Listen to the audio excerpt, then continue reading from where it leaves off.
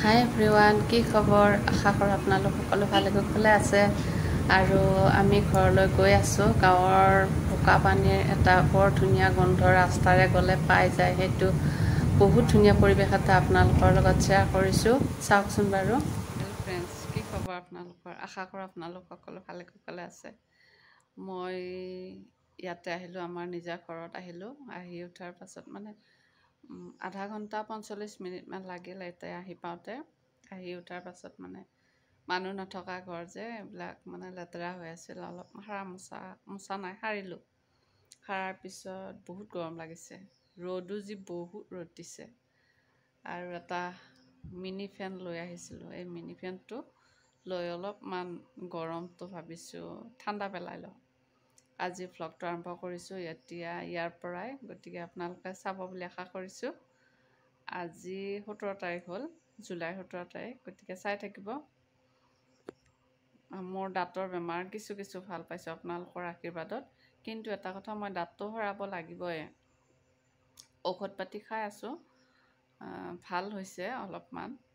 গতিকে বহুত মানে ভাল লাগিছে। আপোনালোকৰ অলপমান মৰম চেনেহ, সেইখিনিয়ে মোৰ বহুত সাহস আৰু শক্তি। গতিকে চাই থাকিব মোৰ ভ্লগটো।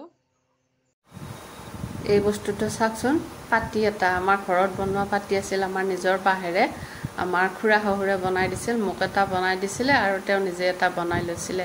আজিকালি এই বস্তুটো আচলতে পাবলৈ নোহোৱাই হৈছে, আৰু পালেও বহুত দাম। আৰু এইটো আজিকালি ল'ৰা ছোৱালীয়েও নোহোৱাই। আমি কিন্তু শুই বহুত ভাল পাওঁ, বহুত ভাল লাগে এই পাতিটো। সেইটো মানে আপোনালোকৰ লগত শ্বেয়াৰ কৰিছোঁ। দেখা পাই মানে মোৰ মৰম লাগি গ'ল, ভাবিছোঁ ভিডিঅ'ত থৈ দিওঁ। এইটো কৰিডৰ আছিলে আমাৰ ঘৰটোৰ, সিফালে মানে ভাখেৰী ঘৰ আৰু আমাৰ কিবাকিবি ঘৰ আছিলে। আৰু এই বাল্টিটোত মই পানী থৈছিলোঁ। এই পানীখিনি বহুত লেতেৰা হৈছিলে, আৰু সেইকাৰণে মানে পানীখিনি পেলাই দিছোঁ। আৰু এয়া মাছ কেইটামান দিয়াৰ কথা আছিল, সেইকাৰণেহে আমি দৌৰাদৌৰিকৈ গৈছিলোঁ। ভাঙন মাছ কেইটামান মানে বেপাৰীয়ে দিওঁ বুলি কৈছিল, আৰু সেইকাৰণে মানে যেতিয়া তেতিয়া পোৱাও নাযায়। এতিয়া অলপ কম দামত পোৱা বুলি কৈছে, আৰু সেইকাৰণে মানে তাতে গৈছোঁ। এই ভিডিঅ'টো মই আধা খণ্ডহে আপোনালোকৰ লগত এতিয়া শ্বেয়াৰ কৰিছোঁ। ইয়াৰ পিছত মই পিছৰখিনি শ্বেয়াৰ কৰিম। বৰ ভাল লাগে, এটা কণ্টিনিউ কৰি যাম। আপোনালোকে চাবচোন ভিডিঅ'টো। আৰু এয়া মাছখিনি গোটেইখিনি প্ৰায় 10 কিলোমান মাছ দিয়া হ'ল। আৰু সৰু বহুত ডাঙৰো নহয়, তেনেকুৱাকৈ আগৰ মাছ উঠোৱাই নাই। 10 কিলোমান হ'বনে? বহুত গৰম হৈছিলে সেইদিনাখনে। ৰাতিপুৱাৰ ভাগতে প্ৰায় 10টা, 9:30মান বজাত পায়ে গৈছোঁ আমি। এই জংঘলৰ মাজত সোমাই আছোঁ আমি দুজনে সোমাইছোঁ। এয়া অমিতা লাগি আছে। অমিতা গছডাল দেখা পাইছেনে আপোনালোকে? সেয়া দুটা পুৰঠ অলপ হৈছে। এটা চিঙ। সেইটো নালাগে, দুটা নালাগে, এটাই চিঙ। কিয় জানে, একেলগে 2-3টামান ল'লি অলপ দিগদাৰহে হ'ব। দৰকাৰো দেচোন। গতিকে এইবিলাক মানে জংঘল। আমলখি পুলি 2টা আছে ইয়াতে, ডাঙৰ হৈছে। দেখুৱাও, এইটো ফৰিং। আজিকালি এনেকুৱা সেউজীয়া ফৰিংটো দেখা নোপোৱাই হৈছে। চাওকচোন বাৰু, এইটো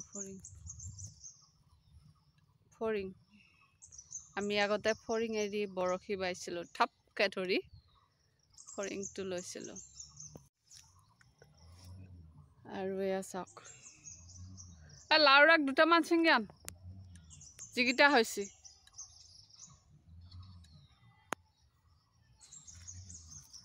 খাদ্য দিছে মাছক,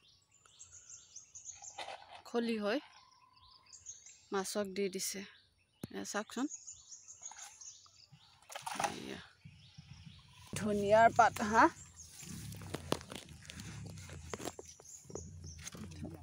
মান ধনিয়াৰ পাত 2টামান ছিঙি ল'লোঁ।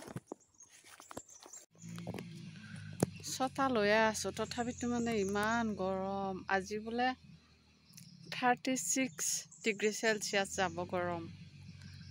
ভয়ে লাগিছে। মই কৈছোঁ সোনকালে যাওঁ ব'ল ইয়াৰ পৰা, ফেন চেন নাই ইয়াতে। তাতেও পিছে গৰমে বহুত। টাউনততো আৰু বেছি গৰম। ইয়াতে আকৌ এইবিলাকৰ মাজে থাকিলে অলপমান গৰমটো কমকৈ পায়, গৰম অনুভৱটো কমকৈ পায়।